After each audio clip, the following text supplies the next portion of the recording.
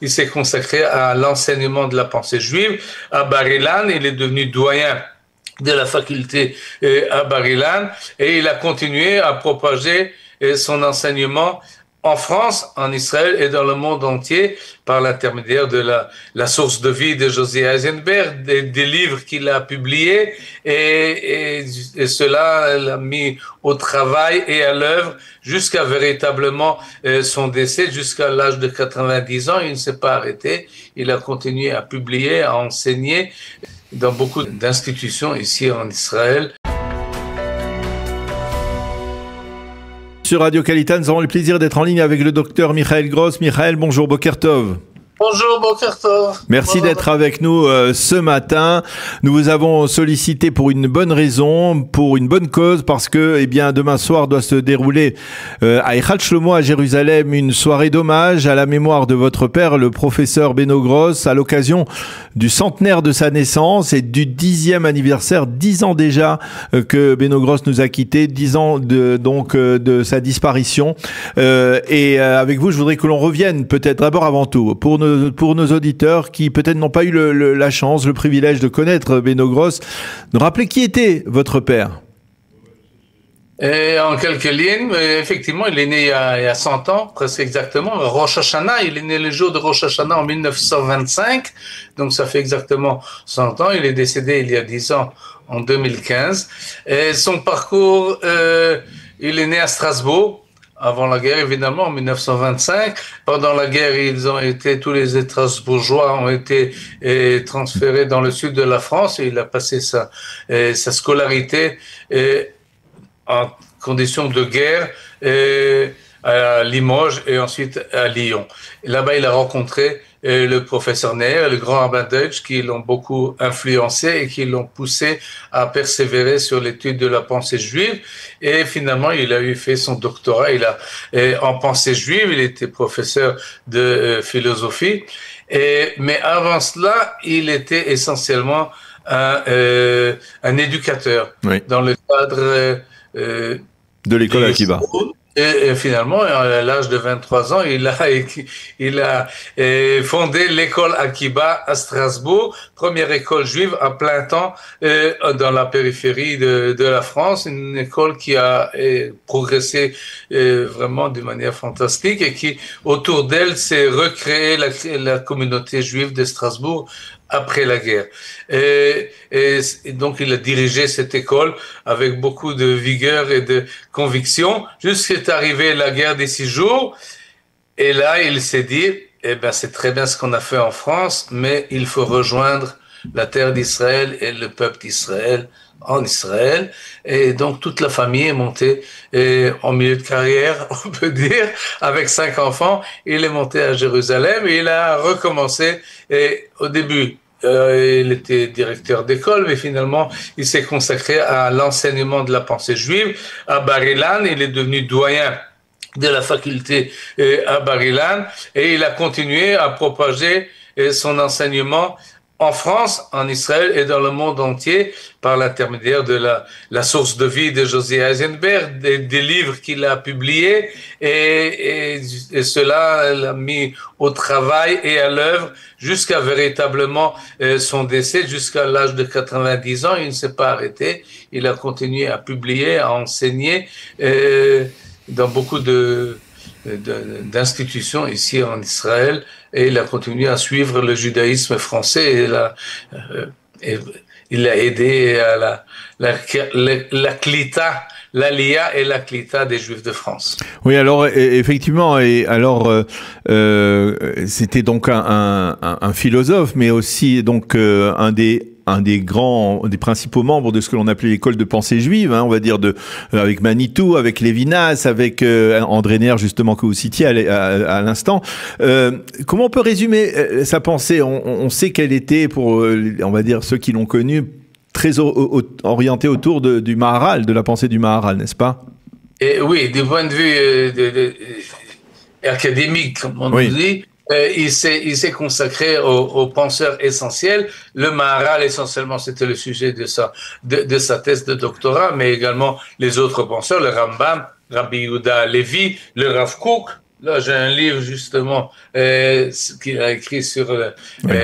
sur le Rav Kook et effectivement, il faisait partie de cette, comme on peut dire, de cette Chabura, de ce groupe de penseurs français, francophones, qui se sont mesurés à la modernité et à la pensée générale, et ils ont réussi finalement à faire une synthèse entre la pensée juive et la pensée moderne, et on peut dire que si je peux résumer en deux phrases son message philosophique, c'est de rendre, disons, deux choses.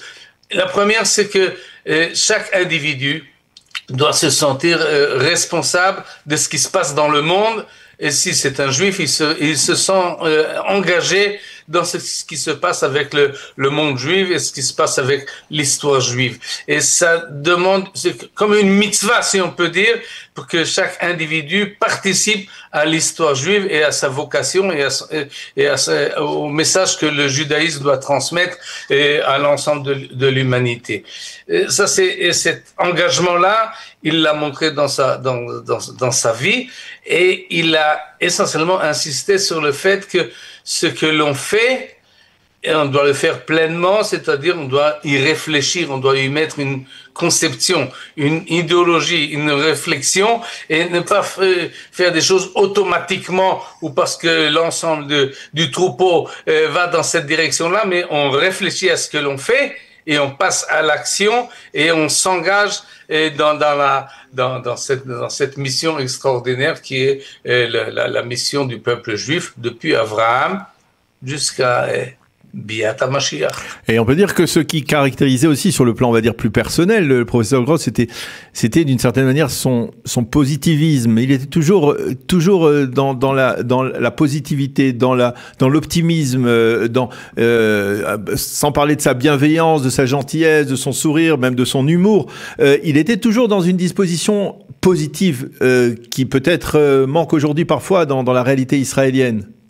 Oui, je ne sais pas comment il faisait, mais en tout cas, il parlait d'une manière très profonde et sérieusement. Il prenait les choses très au sérieux, mais c'était toujours souriant et accueillant et avec une énergie, une force. Ceux qui ont eu l'occasion de l'entendre et de suivre ses cours sortaient avec une espèce d'une nouvelle énergie, pas seulement parce qu'ils ont entendu, mais parce que la transmission se faisait avec beaucoup de force et beaucoup de conviction et beaucoup d'amour avec ce qu'il disait et beaucoup de sympathie envers ceux qui l'écoutaient. Et cet amalgame-là était vraiment quelque chose d'extraordinaire qui est difficile à recréer.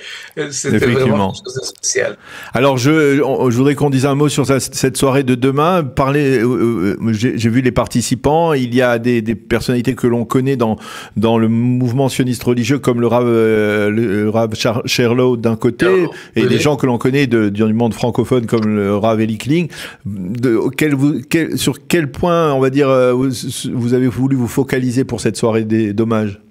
Et la soirée est divisée en fait en deux. Il y a une azkara, comme on dit, c'est-à-dire un souvenir, et on se remémore de la vie et de l'action de mon père Zichrono Livracha. Donc il y aura des témoignages de certaines personnes qui ont écouté et suivi ces cours. Ils vont témoigner des rencontres, entre autres, et de la famille également. Ça, c'est la première partie. La deuxième partie, qui sera un peu plus longue, c'est un symposium qui va discuter sur le défi de l'heure actuelle, comment est-ce qu'il faut réagir, ou combien les propositions de réaction par rapport à ce qui se passe aujourd'hui en Israël, dans la société israélienne, et le judaïsme actuel, dans quelle direction et il faut l'amener en conséquence des événements que nous sommes en train de vivre. Et donc, il y a un panel de personnalités, entre autres le Rav Sherlow, le Rav Kling, et également Yoav Sorek et moi-même, tout ça dirigé par le Rav Gabriel Levy, organisé entre autres par le Chug Beno Gross, qui est une association que nous avons fondée après son décès pour continuer son œuvre d'enseignement de la pensée juive et de œuvrer sur aider ceux qui montent en Israël, les francophones qui montent en Israël. Chouk Beno Gross fonctionne maintenant presque 10 ans et touche essentiellement des jeunes qui montent en Israël et qui cherchent une certaine communauté pour s'entraider et se renforcer. Eh bien, docteur Michael Gross, merci beaucoup de nous d'avoir attiré notre attention sur cette soirée. Donc, bien entendu, tout le monde est invité? Oui, tout le monde est invité. Ça se passe à Echal Shlomo à Yerushalayim. 7h30, ça commence. Vers 10h, nous pensons finir. Tout celui qui veut être intéressé, évidemment, Brochim Abbaim.